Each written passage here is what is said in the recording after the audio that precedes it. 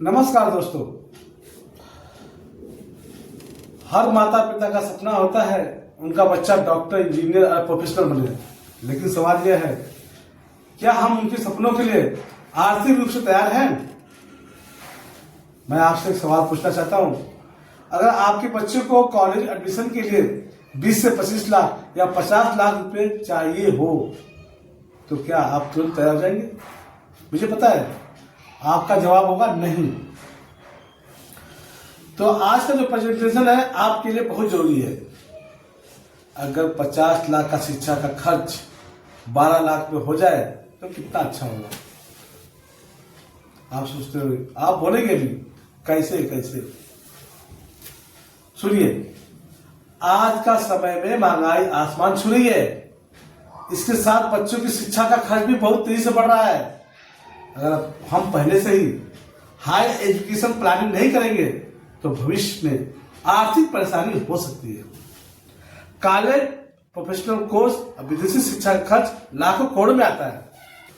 हम इंसान को रोटी, कपड़ा और मकान बेसिक नीड्स है, लेकिन मेरी राय से हर इंसान को 3 नहीं 4 बुनियादी जरूरतें होती हैं।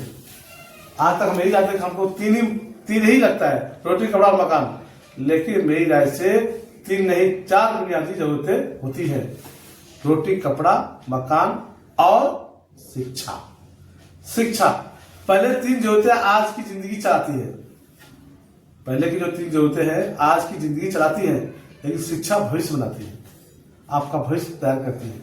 अगर बच्चों को अच्छी शिक्षा मिलती है तो कैरियर बनता है, समाज में सम्मान बढ़ता है और जीवन सुरक्षित हो जाता है। इसलिए शिक्षा खर्च नहीं है, बल्कि सबसे बड़ा निवेश है, और इस निवेश के लिए सही प्लानिंग की बहुत जरूरत है।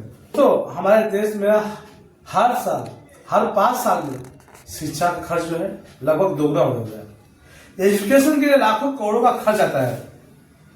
आज का जो सर्वे है उसके अनुसार हमारे देश में 60% माता पिता पैसों की कमी के कारण बच्चों को सपने पूरे नहीं कर पाते।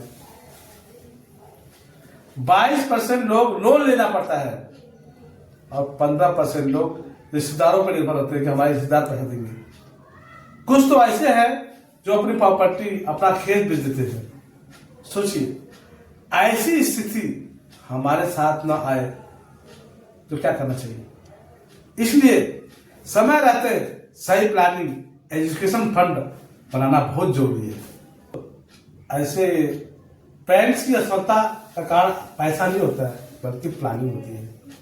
अक्सर माता पिता अपने बच्चों को अच्छी शिक्षा देना तो चाहते हैं, लेकिन सही योजना नहीं बना पाते, भविष्य खर्च नहीं समझते हैं, बचत करने में, निवेश करने में देर कर देते हैं और आखिरी समय में पैसों की कमी हो जाती है और कर्ज लेना पड़ जाता है। आपको पता है, आपके बच्चे अभी आपको छोटे छोटे दिख रहे हैं, कल को जल्दी से बड़े हो जाएंगे।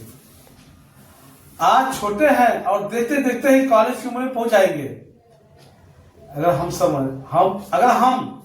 समय रहते योजना नहीं बनाएंगे तो बाद में पैसों का इंतजाम करना बहुत मुश्किल हो जाएगा और उनके सपने पूरे नहीं हो पाएंगे और आपके मन को शांति नहीं मिलेगा।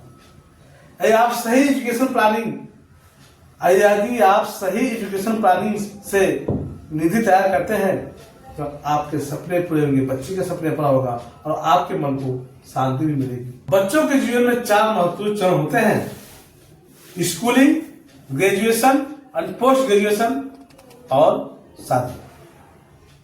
हर स्टेज पर माता पिता की जिम्मेदारी और खर्च दोनों बढ़ते जाते हैं, लेकिन सबसे बड़ा खर्च आता है उच्च शिक्षा का समय।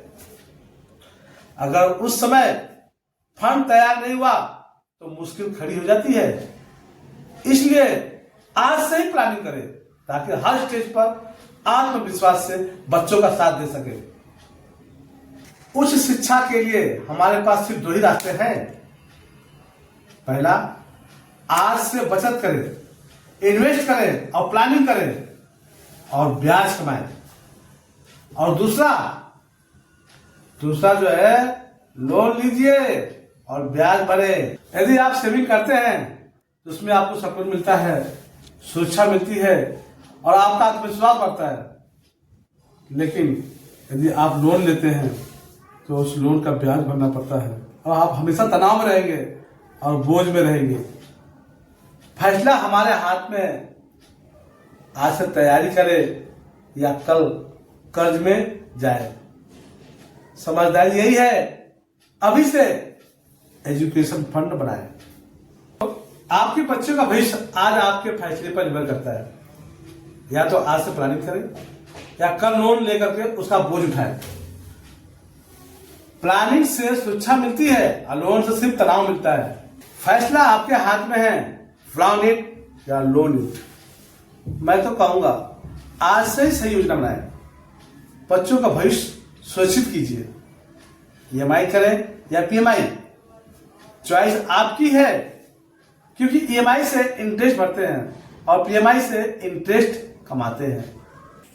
यदि आपका बच्चा पढ़ाई कर रहा है, पढ़ाई करते करते यदि फेल हो गया तो चलेगा, लेकिन यदि आपका लड़का टॉपर में है और पढ़ना चाहता है, आगे बढ़ना चाहता है और आप उसको पढ़ाने में सक्षम नहीं है, तो दुनिया में सबसे बड़ा गुनाह कर रहे हैं, अपने बच्चों को नहीं पढ़ा पा रहे हैं। तो इसलिए आपको आगे चलकर बच्चे के भविष्य के लिए कुछ योजना बनाना चाहिए और LIC में निवेश करना चाहिए।